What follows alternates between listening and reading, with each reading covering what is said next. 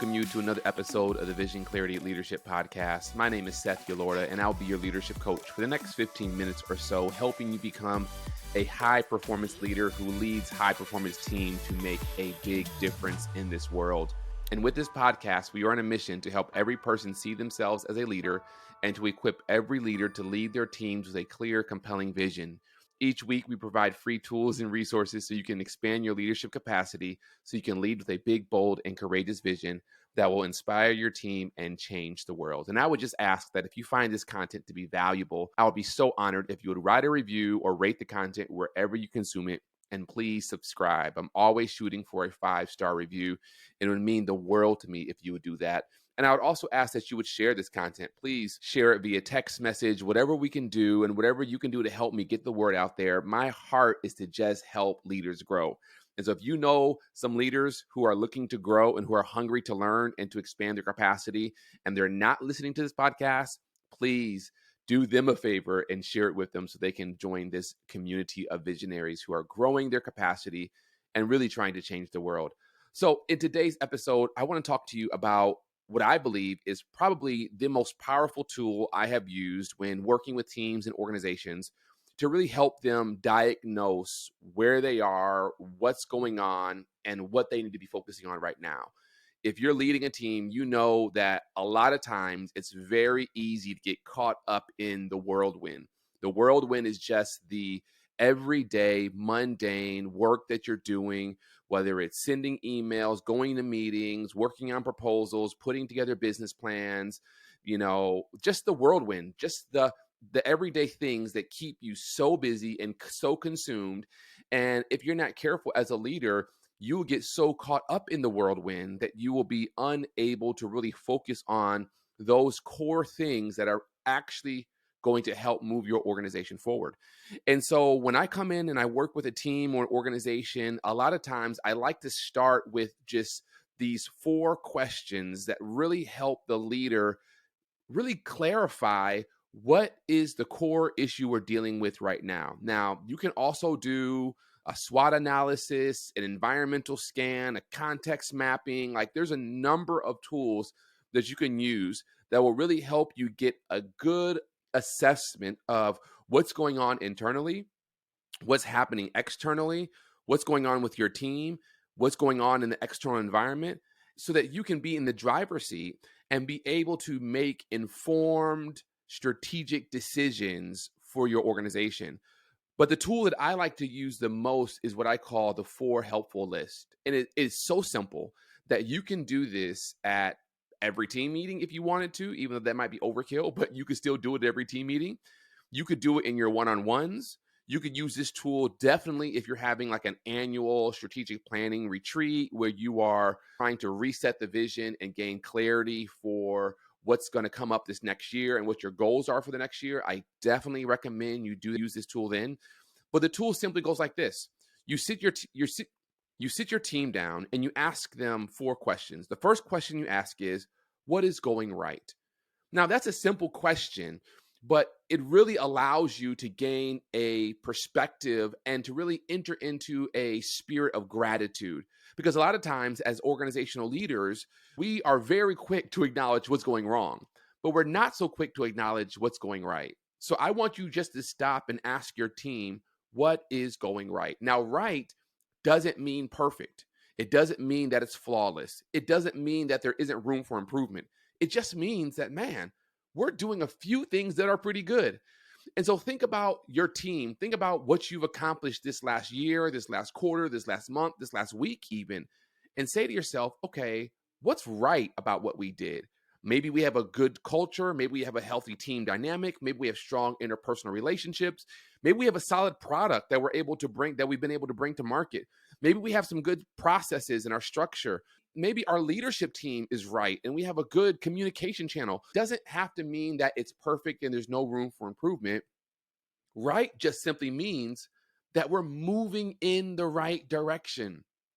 That if all else fails, at least we got a few feathers in our cap. At least we got a few things that we can sit back and be proud of. And so take some time and generate a long list with your team of 5, 10, 15, maybe even 20 things that are going on, doesn't matter how big or how small they are, but things that are going right for you.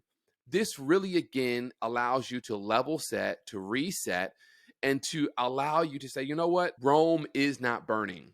We are okay. Now, yes, we might still have some challenges, and we're going to get to those in a minute. But for right now, let's just sit back and maybe give ourselves even a pat on the back for the things that we are doing well. The second question, after you've developed your long list of what's going right, the second question I want you to ask your team is, what is going wrong? Now, this question you knew was coming. It's inevitable. If we're going to talk about what's going right, then we also have to talk about what's going wrong. And when I say what's going wrong, I'm really asking the question, what is broken? What's not working? So take, for example, I have my iPhone here, and when I think about my iPhone and it's in my office right now where I am recording this podcast, I can say, man, there's a lot of things that are going right. Like, man, I can send text messages, I can make phone calls, I can surf the internet, I can check my email. Like, there's a lot that is going right. However, if I look at my iPhone, and this is not mine, but right now, it has been in the past, but just take, for example, if the screen was cracked, then I would say, well, yeah, there's all these things that I can do, but something that is wrong or something that is broken with this iPhone is the screen is cracked, or there's some chips in it, or my data is full and I can no longer save cute pictures of my daughters. You want to just take a moment and say, okay, what is broken? What's not working? What is wrong? So you might look at your organization, you might say, well, man, our customer service is just wrong. The way that we're answering the phones, the way that we're responding to requests, our packaging or fulfillment center is wrong. It's just not working, or the packages are getting delayed. You might say, man, our hiring process, our retention process is wrong. There's just too much turnover. People are leaving. There may be some components of your leadership team. We say, man, our leadership team culture is just wrong, just broken. Tension, there's conflict, there's dismissive avoidance, there's fearful avoidance, things that are going on that are just wrong. And so I want you to take time with your team and come up again with 5, 10, 15 things that you would say are wrong. Now, if you can't come up with 20, 30, that's fine. The point of this is not to come up with a 20, 30 item list. The point is just simply to say, okay, here are the 5, 10, maybe 15 things that when we look at our team from a high level, we would say, here are some things that are broken. Here are some things about our organization that clearly are not working. So the first question you want to ask yourself is, what is going right? The second question you want to ask is, what is going wrong? The third question you want to ask is, what is confused? Confused is like, okay, I have my iPhone, using that analogy. I have my iPhone, the screen's broken, but I'm not quite sure how to send emails on my iPhone. Like, I'm confused about how this device actually works, or I'm not actually sure how to turn the device on. I'm confused about something. And so when you think about your team and you think about the requests and the issues that you're having to battle, ask yourself, what are we hearing from people that is confusing to them? Maybe people don't know how to get from point A to point B when it comes to our people management or our CRM, or maybe our website is just too difficult to navigate and it's confusing. People get lost in trying to navigate through our different items, our different programs, our different products. Maybe our workflow is confusing. People aren't sure, like, hey, do I talk to this person first and get their sign off, then go to this person, or who's actually responsible for this initiative or this job? When you think about your team and the organization you work for, I guarantee you there are some things that you're dealing with that are confusing. And so we want you to identify what are those things that are confusing. Now, confusing is different from wrong or broken, but there might be some overlap. And what you'll find is in question 2 and question 3 and really even question 4, you'll start to feel like, okay, some of these items really could go in either category, and that's fine. I don't want you to stress too much about, well, is this actually wrong or is this actually confusing? As long as it is articulated and documented on the flip chart or on your whiteboard and your Google spreadsheet, as long as you have it written down in one of those categories, it will be okay. But this question of what is confusing or what don't we understand is really just to kind of help you think through on a deeper level, what are some of the issues that you, your team, your customers, your stakeholders are having to deal with? What are some of the complaints, some of the challenges that you're hearing people repeat over and over and over to you? Fourth question, if the first one is what is right, the second one is what is wrong, the third one is what is confused, the fourth question is what is missing? What's not here? You might say, well, clearly what's missing is we don't have an HR director. What's missing is we don't have a talent acquisition director. What's missing is we don't have this key piece of software that would actually help us meet our customers' needs. What's missing is we don't have a workflow for this particular process or this project that we're trying to get off the ground. And so when you think about your team, your organization, I want you all to identify what currently is missing, what's not here, what is absent. Now, this will give you all room to really think and dream a little bit. If we're trying to reach this lofty vision and accomplish this goal, what are some of the things that are missing or that are preventing us from reaching our goal?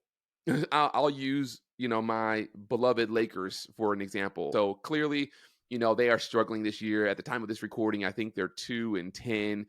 They have absolutely no shooters around them. And so if I was to do this 4 helpful list with the Lakers and we got to this question of what is missing, I would say what's missing are shooters. Clearly, that's what's missing. It's so obvious. It's so glaring. And the reason why we're failing isn't because we don't have defense. It's not because we don't have interior play and bigs down low who can rebound and bang the ball down low. It's because we just don't have shooters. It's sad, but it's true. We just don't have shooters. And that's for the Lakers. But when you think about your team, there are also some things that are glaring to you.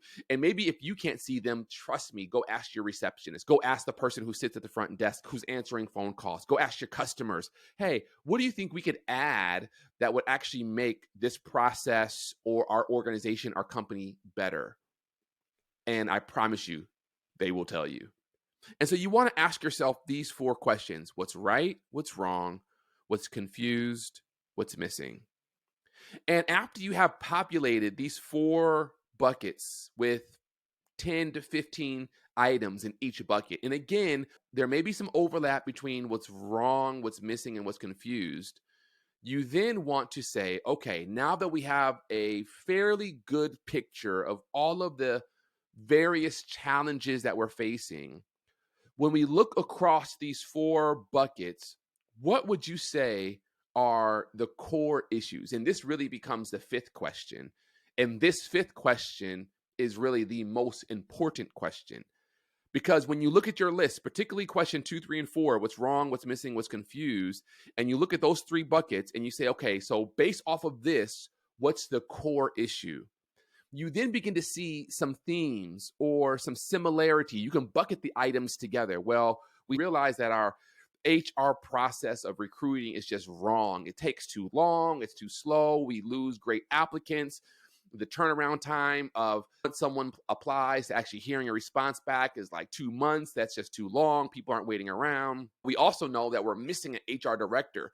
So when it comes to your core issue list, you might say our core issue is a lack of a solid HR department. That becomes the core issue. And so you want to look across these lists that you've just populated with 10 to 15 items, and you want to identify really anywhere between 4 to 6 core issues. You don't really want more than 6 because now it's no longer core. These are the 4 to 5, maybe 6 things that if we solve these 4 or 5 issues, it would solve a whole lot in our organization. These 4 things are, in fact, the lead domino.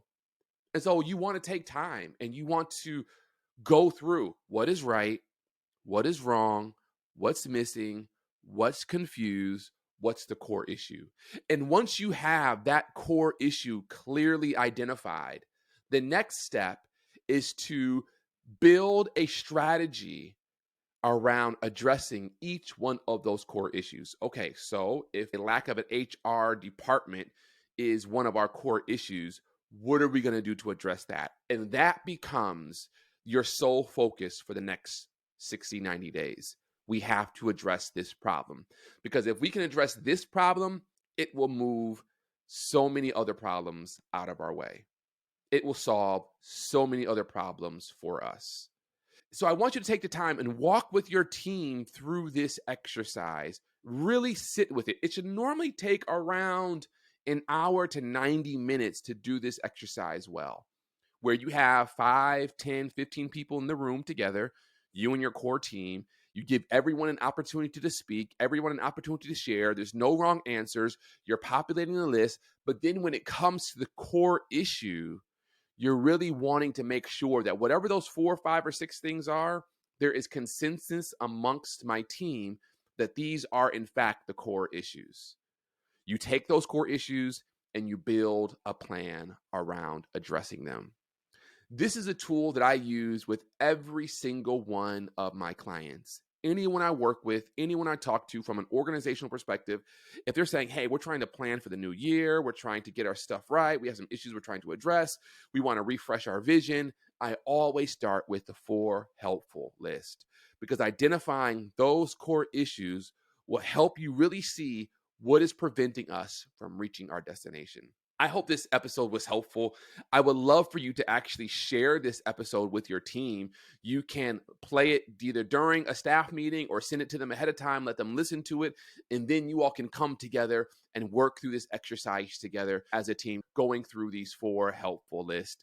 And if you find this tool to be helpful, would you just please let me know? Reach out to me on social media, Instagram, Facebook, and just let me know how you've been able to apply it to your team and to your organization. And please share this episode with those that you come in contact with. Again, I am Seth Yelorda, and this is the Vision, Clarity, Leadership Podcast. And we believe that the greatest problem in this world is leadership, and the solution to that problem is also leadership. See you next week.